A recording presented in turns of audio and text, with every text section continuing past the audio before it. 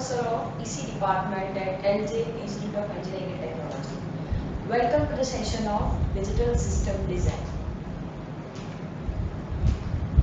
In the last session we have started unit number 5, that is synchronous state machine design. We know that there are total 2 different models for analysis of finite state machine. First one is Mealy, second one is Murray, right? Apart from that, we have seen the basic block diagram, synthesis of finite state machine using different flip-flops. Most of the time we are using a D-type flip-flop for analysis of finite state machine, right? Now in today's session we will see a general form of sequential circuit, how to reduce a number of states, and how to assign a binary values to the state, and the design procedure, right? We know that if number of states are going to be increased, we will require a more number of gates. As a number of gate is going to be increased, it will increase the overall cost of our digital circuit. That's why we are going to reduce a number of states. How? That we will see in today's session. First of all, a general form of sequential circuit.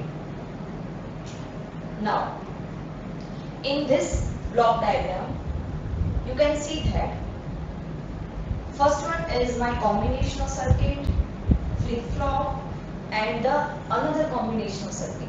See, the first combinational circuit will form the input, and the second combinational circuit will form the output. Now, as we have seen, what do you mean by combinational circuit? See, in the combinational circuit, my output depends only on the present state. That means my present input. Alright? It doesn't depend on the previous input, or you can say previous state. And in sequential circuit, my output depends on present as well as the previous state of the input, or you can say the output, right? So in combinational circuit we don't require any kind of memory elements, right? As well as in sequential circuit we require a memory element, or you can say we are going to use a flip-flop as a memory element, right? So the combinational circuit and the flip-flop, that means it is my sequential circuit. Both these blocks will form a sequential circuit. Now, what do you mean by input forming logic and the output forming logic? First of all, we know that our input forming logic means what? This combinational circuit will depends only on the what is the state of my input, right? And this second combinational circuit which forms my output, okay? So what it will form and on which parameter it depends. So my output forming logic is going to be designed, and it depends on first what is my input. See, the input is coming from over this blue line, that is W, okay? And this second, that is Q. Q stands for my present state.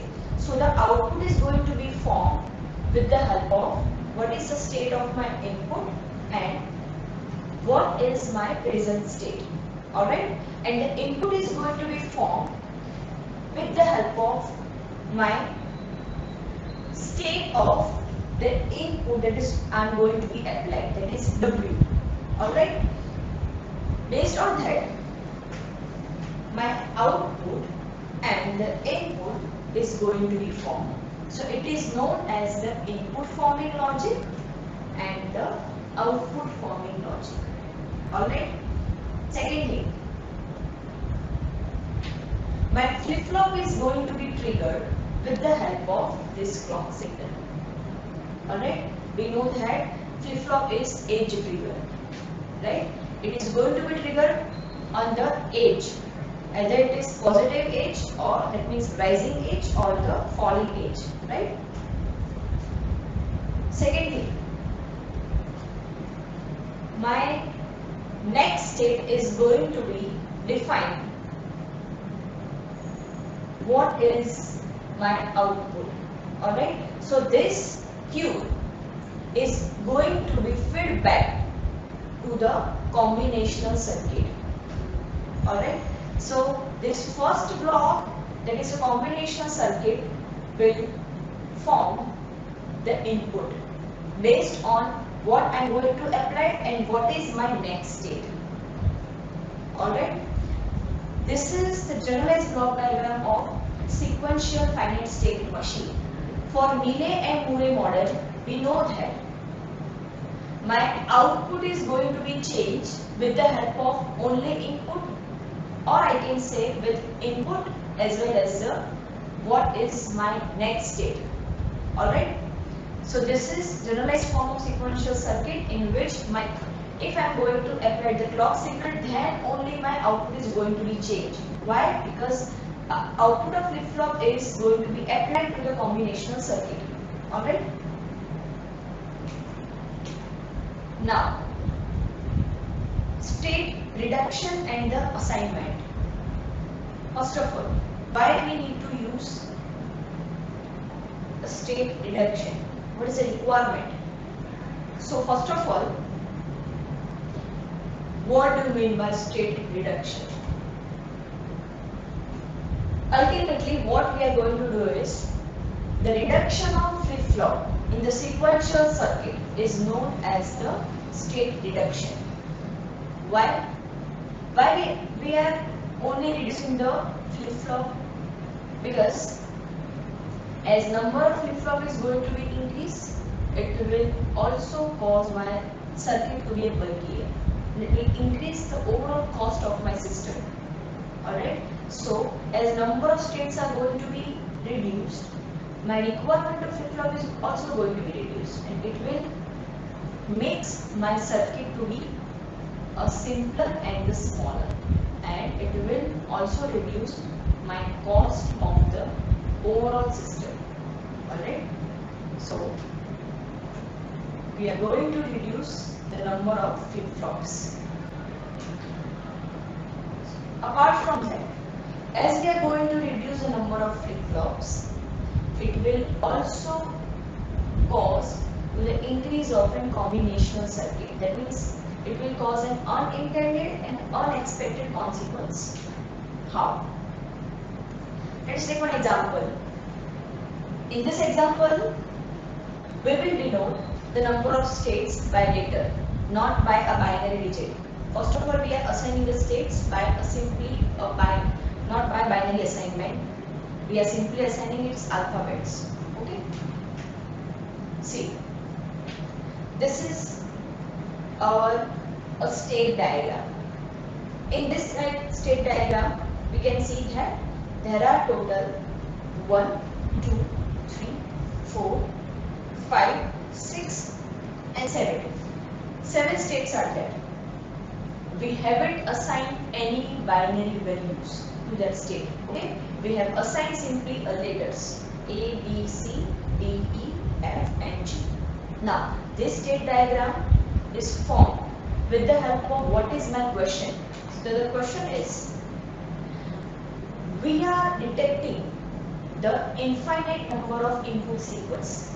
So the sequence will be like this. Sequence will be 1 0 1 0 1 1 0 1. Right? We are going to detect this sequence. How? So first of all, we are forming this state diagram. How the state diagram is going to be formed? And if the question is like this, that you need to form a sequence detector of 1 1 1 that we have already discussed in the last session, how to detect a number of sequence of 3 times 1 or 4 times 1. Okay, if the question is given like this, and then we need to draw state diagram. Alright, but over here we are taking the example that this state diagram is already there, and we are going to reduce the number of states. How these states are going to be reduced? See, first of all, we are focusing on how my state is going to be changed from A to B, B to C, C to D based on what is my input, and based on my state of the input, my output is going to be changed, whether it is 0 or 1. Why? Because we are only dealing with the binary system.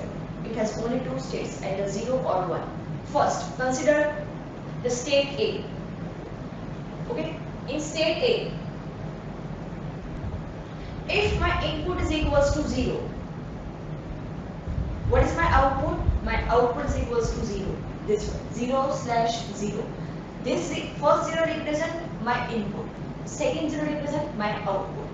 See, what is this model? Either it is Mealy or Murray. This is my Mealy model. Why? How to identify it? If my output is written inside this circle, then it is called the Murray model. Okay, that we have already discussed. And if my output is going to be written outside the circle, it is called the Mealy model. Right? This is my Mealy model because output is written outside the circle. Okay, with my state of the input. Alright, now as the input is equals to 0, my output is equals to 0. But what is my next state? My next state is same as the present state, that is A. Alright, now second, if my input is equals to 1, what is my next state? My next state is B. And at the same time, what is my output? Output is equals to 0. Right? So we are